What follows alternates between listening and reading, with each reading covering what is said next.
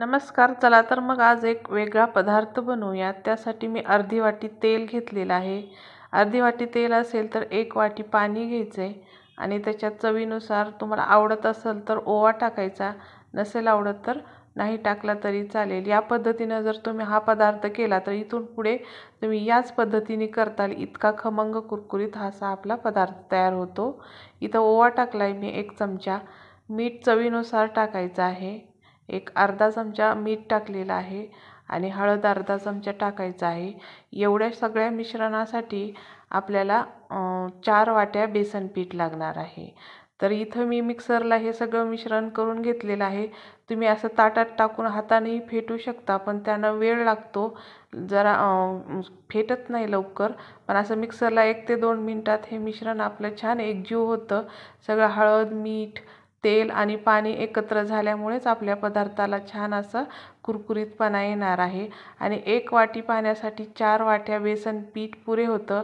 जास्त आपल्याला घट्टसर मळून घ्यायचं नाही आणि जास्त पातळही मळायचं नाही। त्यामुळे 1 वाटी पाण्यासाठी आणि अर्धी वाटी तेलासाठी 4 वाट्या बेसन पीठ, बारीक घरीच दळलेलं बेसन पीठ आहे, दुकानचं नाही आहे। आणि या पद्धतीनं हे पीठ आपल्याला छान असं गोलाकार पद्धतीनं मळून घ्यायचं, म्हणजे गाठी होत नाहीत कोणताही असा लाडूचा कशाचाही। आता इथं आपण शेव बनवणार आहोत।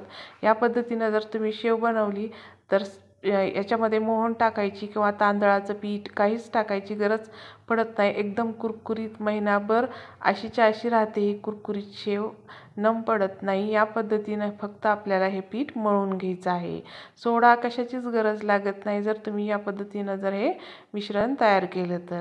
आता एका शेवगाला तेल लावून आपण तुम्हाला पाहिजे तेवढ्या आकाराची शेव करून घेऊ शकता। मीडियम, एकदम बारीक, एकदम हॉटेलमध्ये किंवा दुकानात मिळते तशी खुसखुशीत कुरकुरीत आपली शेव महिनाभर जशी संपेपर्यंत जशी आहे तशीच कुरकुरीत राहते।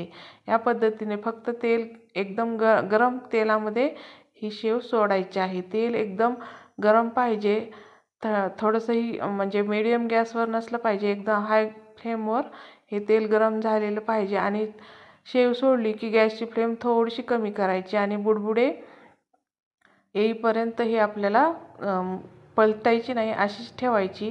त्याच्यातले बुडबुडे कमी झाले की मग ती पलटायची, म्हणजे छान कुरकुरीत होते। नम राहू द्यायची नाही, थोडंसं 1 ते 2 मिनिटं दिवाळीच्या सणाला म्हणा किंवा गौरी गणपतीच्या वेळेस पटकन होणारी ही शेव आहे। अगदी दुकानात किंवा हलवाई आचारी जसे बनवतात त्या पद्धतीनं ही शेव तयार होते।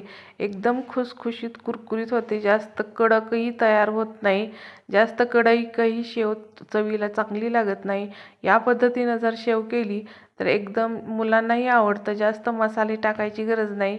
ओवा किंवा जिरे टाकले तरी छान चव टेस्ट देतात। तुम्हाला जर तिखट टाकायचं असेल तर तुम्ही तिखट टाकूनही ही शेव छान करून घेऊ शकता। या पद्धतीनं तुम्हाला पाहिजे तेवढी तुम्ही तेल भरपूर जर टाकलेलं असेल तर असे मोठे मोठे वेडे या शेवामध्ये तेलामध्ये टाकता येतात आणि छान अशी आपली ताट भरून अशी शेव मोठ्या वेड्याची तयार होते।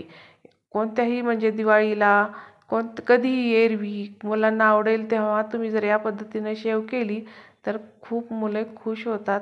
आणि अशा पद्धतीनं आपले 3 ते 4 वेडे एवढ्या पिठामध्ये तयार झालेले आहेत। याच्यावर तुम्ही लसणाची, कढीपत्त्याची फोडणी टाकून केली तरी खूप चविष्ट अशी छान महिनाभर कुरकुरीत खुसखुशीत आपली शेव तयार झालेली आहे।